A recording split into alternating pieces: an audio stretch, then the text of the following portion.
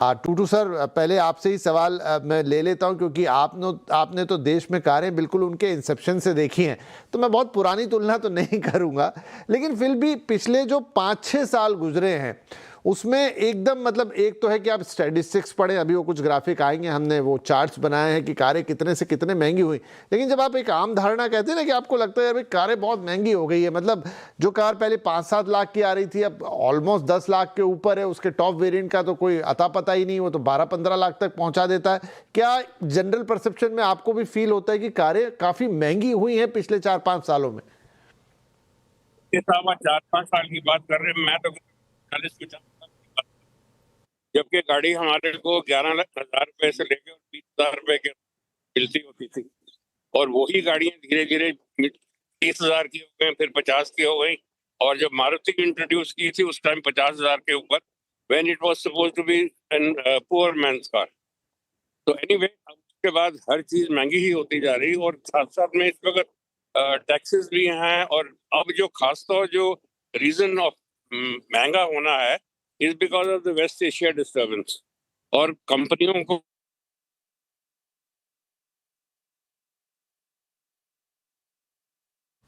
To do sir के साथ थोड़ा लिंक हमारा ऊपर नीचे हुआ। मैं विकास जी के पास जाता हूं। विकास जी, मेरा भी सवाल आपसे यही रहेगा। मैं पहले सिर्फ परसेप्शन की बात कर रहा हूं कि क्योंकि आप भी दिन रात कारों को एनालाइज करते हैं, उनके दाम बताते हैं, क्या आपके अनुभव में भी, अगर मैं आपसे जनरल सवाल पूछ लूं कि विकास जी बताइए कि आप 4-5 साल पहले जो कारों की कॉस्ट बताया करते थे अपनी एनालिसिस में और अब बताते हैं, आपको वो डिफरेंस बड़ा महसूस होता है? जी बिल्कुल। मतलब क्या रीजंस हैं हम उस पर बाद में आ सकते हैं, बट एक जनरल परसेप्शन जनता के बीच में भी है कि जो एंट्री लेवल कार जैसे आप बोल रहे हैं कि 3-4 लाख 5 लाख रुपए की आती थी, आज आप एब्सोल्यूट बेस भी लोगे, ऑन रोड आते आते 6-7 लाख एब्सोल्यूट बेसिक कार के लिए भी आपको देना पड़ता है। और उसके पीछे जैसे कि आपने भी अपने ग्राफिक्स के थ्रू भी बताया और ये चीजें बताई कि बहुत सारे नए फीचर्स आ गए हैं। नए फीचर्स आज की तारीख में सिंपल हार्डवेयर नहीं है, उसके अंदर बहुत सारे सेंसर्स हैं, सेमीकंडक्टर्स हैं, और ये सारा का सारी जो चीजें हैं वो सॉफ्टवेयर डिफाइंड व्हीकल्स की तरफ जब हम जा रहे हैं, या फिर बेसिक कारों में भी हम सेंसर्स जब इंस्टॉल कर रहे हैं, जिसकी वजह से ओवरऑल कॉस्ट जो है वो तो बड़ी है। अगर ये सब चीजें हटा के एब्सोल्यूट बेसिक पे अगर आप आओगे तो वो कर पाना मुश्किल है। बट वो वही वाली बात है कि पहले इतने फीचर्स ही नहीं थे, पहले 6 एयर बैग्स ही नहीं थे, पहले front parking sensor, reverse parking sensor, reverse parking camera, ये सारे के सारे जो हैं ये सब नए तरीके के आपको चीजें, नए इलेक्ट्रॉनिक्स लगाने के लिए मजबूर करना, एबीएस और ये सब चीजें हैं, जिसकी वजह से कारों का ऑब्वियसली महंगा होना तो लाजमी है कि महंगे तो होंगे होंगे। अब क्या रीजंस हैं, अभी जो नई कटौती हुई, जो नई बढ़ोतरी हो रही है, नए अनाउंसमेंट्स है कि प्राइस हमें बढ़ा के मिलेगा, उसके रीजंस ऑफ कोर्स जैसे 2007 ने टच कर ही दिया था कि वेस्ट एशिया में थोड़ा डिस्टर्बेंस है, जनरली भी सप्लाई चेन थोड़ा सा हिला हुआ है, जिसकी वजह से ओवरऑल प्राइसेस जो हैं वो बड़ी तो हैं, बट एक जनरल परसेप्शन भी है लोगों के बीच में कि हाँ, कारें तो देखिए महंगी हुई है। तो विकास जी, इसको दो हिस्से में अब देखते हैं। देखिए, हर साल जब अनाउंसमेंट होती है ना कंपनियों की तरफ से, एक बेसिक लाइन लिखी हुई आती है कि due to the escalating cost of raw material महंगा होने की वजह से, ये सिर्फ बिल्कुल दूध से तुलना कीजिए, दूध में हर साल एक स्पेसिफिक लाइन आती है कि जो फॉडर है वो महंगा हो रहा है, इसलिए दूध 2 रुपए बढ़ जाएगा। पहले एक समय था हम लगातार 2 रुपए की बढ़ोतरी दूध में नहीं देखते थे, लेकिन अब वो सिक्वेंशियल हो गई, साल में 2-3 अनाउंसमेंट आ जाती है, फॉडर महंगा, गायों को खिलाने वाला चारा महंगा, 2 रुपए की बढ़ोतरी, वो स्टैंडर्ड बढ़ोतरी। उसी तरह कार में भी, मतलब जब आप अपनी मेमोरी लेन में जाते हैं तो एक सिमिलर लाइन आती है कि भाई रॉ मटेरियल महंगा, कारें महंगी। तो क्या वक्त के साथ साथ ये रॉ मटेरियल वाली एक एक्चुअल प्रॉब्लम है जो पिछले कुछ सालों में, चाहे वो अलग अलग रीजन से, बीच में कोविड आ गया, सप्लाई चेन डिस्टर्ब हुई, उससे पहले कुछ और रहा, फिर एक रशिया यूक्रेन वॉर तो हम तीन एक साल से देख ही रहे हैं, फिर ये वेस्टर्न एशिया का डिस्टर्बेंस, तो लगातार कोई ना कोई कारण आता जा रहा है जिसकी वजह से वो रॉ मटेरियल का कॉस्ट पर इंपैक्ट आ रहा है, सप्लाई चेन पे इंपैक्ट आ रहा है, और फिर वो कंपनियां एक हद तक तो एब्जॉर्ब करती है, लेकिन उसके बाद चारा नहीं बचता है तो पास ऑन कर ही देती है। क्या ये एक रीजन है? जी, मतलब ऑब्वियस रीजन है ये, इसमें कोई दो राय नहीं है कि जब हम, एक तो दो चीजें हैं कि जब आप इनपुट कॉस्ट बढ़ने की बात करते हो तो उसके अंदर कई सारे एक्चुअल फैक्टर्स हैं जो कि कंपनियां कुछ हद तक एब्जॉर्ब कर सकती है, कुछ टाइम तक एब्जॉर्ब कर सकती हैं। जैसे कि अभी अगर आप देखोगे कि डिस्पाइट द फैक्ट कि इनपुट कॉस्ट बढ़ रही है, बट आप अगले ही महीने देखोगे कि प्राइस वॉर शुरू हो जाएगा, डिस्काउंट वॉर शुरू हो जाएगा, तो इनपुट कॉस्ट को एब्जॉर्ब करने की जहां तक बात है, तो वो एक लिमिट तक ही किया जा सकता है, उससे ज्यादा नहीं किया जा सकता। ये फैक्ट है कि हमें मॉडर्न व्हीकल्स चाहिए, हमें मॉडर्न इलेक्ट्रॉनिक्स चाहिए, हमें लेटेस्ट टेक्नोलॉजीज चाहिए, और ये सब चीजें चलने के साथ साथ फिर अगर ये डिस्टर्बेंस आ जाती है कि चाहे वॉर रिलेटेड इशू हो या पेट्रो केमिकल प्रोडक्ट्स जो हैं वो महंगे हों, पेट्रोलियम प्रोडक्ट्स जो हैं जो कारों में बहुत ज्यादा यूज होते हैं, या फिर आप ओवरऑल स्टील महंगा हो गया है, या बाकी जो चीजें हैं कमोडिटीज वो महंगी हुई हैं, तो उनको कंट्रोल करना थोड़ा सा मुश्किल तो है फॉर श्योर। बट आप एक तरफ ये भी देखो कि हमारी कार्स एडवांस भी हो रही हैं, और अगर आप एडवांस कार्स की तरफ जाओगे तो वो सेमीकंडक्टर्स का होना, सेंसर्स का होना, ये सब चीजें जब आएंगी पिक्चर में, प्लस एक डिस्टर्बेंस आ जाएगा, तो हो सकता है कि साल में 2 बार भी आपको बढ़ोतरी मिले, 3 बार भी बढ़ोतरी मिले, क्योंकि ये स्मूथली तो नहीं हो रहा है। एक पॉइंट होता है कि आप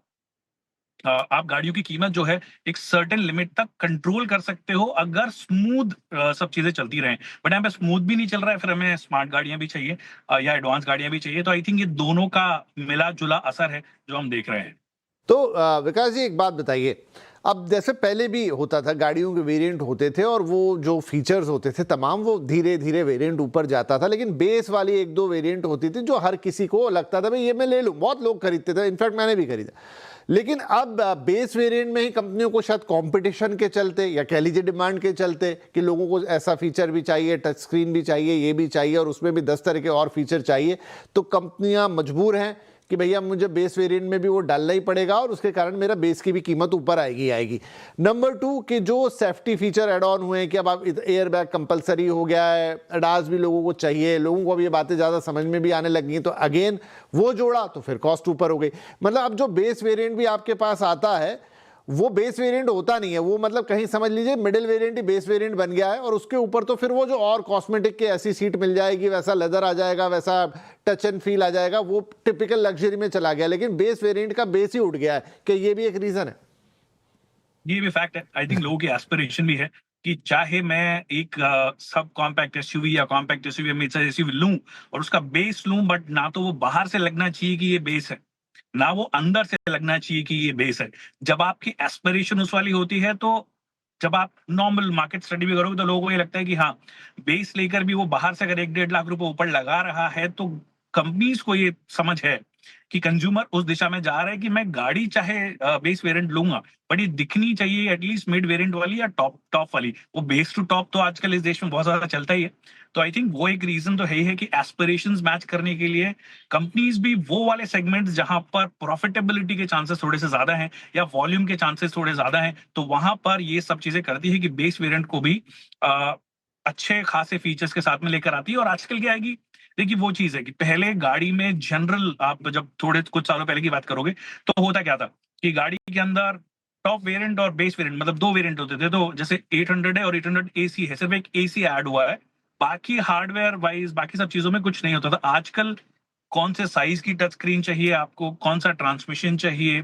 कौन सा पावर ट्रेन आपके पास में है, आपके पास में सीट्स के डिफरेंट ऑप्शंस हैं, इलेक्ट्रिक एडजस्टमेंट है नहीं है, तो ये सारी चीजें जब कैलकुलेशन में आती है तो ऑटोमेटिकली गाड़ियों का महंगा होना तो तय है ही है। और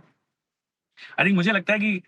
अब वो एस्पिरेशन भी है, प्लस आप गाड़ी में ज्यादा हार्डवेयर वाइज चेंज नहीं कर सकते हो। आपने नया प्लेटफॉर्म बनाया है, वो प्लेटफॉर्म फ्यूचर रेडी होना चाहिए। फ्यूचर रेडी होने का मतलब है कि आजकल ओटा अपडेट्स आ रही है फॉर एग्जांपल, तो ऐसा नहीं कर सकता कि मैं बेस वेरिएंट में के लिए प्लेटफॉर्म एक अलग बनाऊं और अपर वेरिएंट्स के अलग बनाऊं। आप फीचर से ही कटौती कर सकते हो, थोड़ा कम ऊपर वाले में एडास दे दोगे नहीं दोगे, बट लार्जली गाड़ियां जो है वो सेम होती है, सेम प्लेटफॉर्म भी होती है, प्लेटफॉर्म की कॉस्ट भी थोड़ी ज्यादा ही हो गई है। तो आई थिंक ये भी एक रीजन है। तो आई थिंक अगेन बहुत सारे परम्यूटेशन कॉम्बिनेशन है जिसकी वजह से गाड़ियां महंगी हुई हैं। तो विकास साहब, ये जो महंगाई है गाड़ियों की, ये सिर्फ हमें यहाँ महसूस हो रही है हिंदुस्तान में, या ये वर्ल्ड वाइड फिनोमेना है? यूरोप में भी कारें महंगी हो रही क्योंकि बहुत सारा एक्सपोर्ट भी हमारे यहाँ से होता है, या दूसरे देश हैं या हमारे ही जैसे जो दूसरे देश हैं, चाइना की बात कर ले, क्या वहाँ भी कारें महंगी हुई हैं? तो सिर्फ हिंदुस्तान का फिनोमेना है या वर्ल्ड वाइड ये महंगाई दिख रही है कारों के अंदर? नहीं, ग्लोबली है, सभी जगह गाड़ियां महंगी हो रही हैं। अभी जैसे आप 2 तरीके की चीजों की बात करोगे, कई लोग बीच में हम ये था कि ईवीज ग्रेजुअली सस्ती होती रहेंगी क्योंकि टेक्नोलॉजी की अवेलेबिलिटी होगी, बैटरी सेल्स जो है थोड़े सस्ते होंगे। बट सब जगह देखिए ये बात है कि ईवीज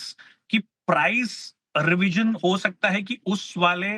तेजी से ना हो, बट ऐसा नहीं है कि उसकी प्राइस रिवीजन नहीं है। ईवीज भी महंगी हुई हैं ग्लोबली। तो अगेन सारी गाड़ियां जब आप देखते हो, आज की मॉडर्न गाड़ियां, चाहे आप आइस टर्न्ड ईवीज बात कर लीजिए, बॉर्न इलेक्ट्रिक बात कर लीजिए, हाइब्रिड्स की बात कर लीजिए, ये सबके सब सॉफ्टवेयर का एक्सपीरियंस देते हैं, सबके सब इलेक्ट्रॉनिक्स जो है वो लगभग सेम ऑफर करते हैं।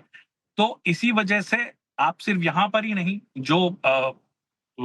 अभी हम वॉर वाली बात कर रहे थे कि यूक्रेन रशिया वॉर की बात है, या वेस्ट एशिया में जो हुआ है, इन सब का असर पूरी दुनिया पे होता है। क्योंकि अगेन आजकल कोई भी गाड़ी, चाहे आप मेड इन इंडिया या मेक इन इंडिया बोल दो, बट वो है ग्लोबल प्रोडक्ट ही। बहुत सारी चीजें हैं जो एज इट इज बाहर से आती है और यहाँ पे फिट होती हैं। इसी वजह से पूरी दुनिया में वो आपको देखने को मिलेगा, सिर्फ इंडिया में नहीं। तो विकास सर, मुझे ये बताइए कि ये तो बात हो गई कि क्या रीज़न है गाड़ियों की कॉस्ट बढ़ रही है, चाहे वो मटेरियल, मतलब बेसिक मटेरियल का इनपुट कॉस्ट महंगा है, या आपने फीचर ज़्यादा जोड़े, या फिर कुछ कंप्लाइंसेस है जो आपको करने पड़ गए, और ये सब मिलाकर चीज़ें महंगी हो रही है। और ये आपने भी कहा कि महसूस हो रहा है। अब जो खरीदने वाली साइड है, जो कंज्यूमर है, वो इसको कैसे ले रहा है? आर पीपल हैप्पी कि नहीं, मुझे कोई बात नहीं, 2 लाख रुपए ऊपर दूंगा, लेकिन मेरे को तो भाई ऐसी गाड़ी चाहिए? या लोगों को महसूस होता है यार कि मतलब एक गाड़ी खरीदनी थी, लेकिन अब पहले जब पिछली कार ली थी तो बड़ा बजट में ऐसी महसूस होती है, लेकिन अब वो बहुत ऐसा लग रहा है अगली कार बदलनी है तो बहुत ज़्यादा महंगी है? नहीं, आई थिंक कंज्यूमर्स को फील हो रहा होगा। दो तरीके के, देखिए, एक तरीके का कंज्यूमर होता नहीं है। एक कंज्यूमर मैं दो तरीके से बांटता हूँ। एक कंज्यूमर जो सब 10 लाख वाली गाड़ी खरीद रहा है, उसको डेफिनेटली फेस होगा, क्योंकि उसने जो लास्ट गाड़ी आज से 8-10 साल पहले खरीदी थी और आज की अगर वो कंपेयर करेंगे, तो वो इंक्रीमेंटल जो आप वैल्यू जब निकालोगे तो बहुत ज्यादा है। पॉसिबली जो मिड साइज एसयूवी चला रहा था, एंट्री लेवल कॉम्पैक्ट एसयूवी चला रहे थे, उन लोगों के लिए एस्पिरेशन, क्योंकि वो उस वाले इनकम ग्रुप में आ गए हैं कि वहां पर उनकी एस्पिरेशन भी है, प्रॉब्ली उनकी इनकम भी उस लेवल पे इंक्रीज हो रही है कि उनके लिए शायद वो मार ना हो। बट वो जो एब्सोल्यूट एंट्री लेवल वाले जो लोग थे, जो एक टाइम पे उनको लगता था कि ठीक है, इतने टाइम बाद में मैं एक गाड़ी खरीद पाऊंगा, तो आज वो प्लान करना थोड़ा सा ज्यादा मुश्किल हो गया है। प्लस फिर ऑफ कोर्स बाकी सब चीजें भी हैं, वो फ्यूल एफिशिएंसी के लिए भी कंसर्न हो गया है। तो एक वो फिनोमेना हम देख रहे हैं कि ईवीज की सेल्स बढ़ रही हैं। एक्चुअली ईवी की सेल्स जो है वो कई बार लगता है कि वो ऑटोमेटिकली बढ़ ही जाएंगी, जिस हिसाब से फ्यूल प्राइसेस हम कंट्रोल नहीं कर पा रहे हैं, वो चाहे ग्लोबल रीजंस हो चाहे लोकल रीजंस हो। बट जिस भी रीजन हम कंट्रोल नहीं कर पा रहे हैं, तो वो ऑटोमेटिकली ईवी की तरफ जाने की कोशिश कर रहा है। बट ईवी के अंदर भी एब्सोल्यूट एंट्री वाली कुछ चीजें नहीं मिल रही। जिसने भी वो क्रैक किया, आई थिंक वो उन लोगों को डेफिनेटली अट्रैक्ट करेंगे जिनको वो डेली कम्यूट के लिए गाड़ी चाहिए, क्योंकि उनके लिए अब वो पेट्रोल या सीएनजी भी बहुत महंगा पड़ रहा है। तो एक तो कॉस्ट का बढ़ना प्लस रनिंग कॉस्ट का बढ़ना, दोनों चीजें हम देख रहे हैं। तो कुल मिला के अब क्या ये कहें कि एक गाड़ी को अफोर्ड करना पहले से मुकाबले महंगा हो गया? अच्छा, महंगाई भी दो तरह की है कि एक तो है कि भाई हाँ, वक्त के साथ तो चीज़ें महंगी होती हैं, लेकिन वो महंगाई जब आपको चुभने लगे, आपको लगे यार दाम तो काफ़ी ज़्यादा हो गया है गाड़ी का, उसके पीछे विकास जी ने बहुत सारे कारण बनाए। वो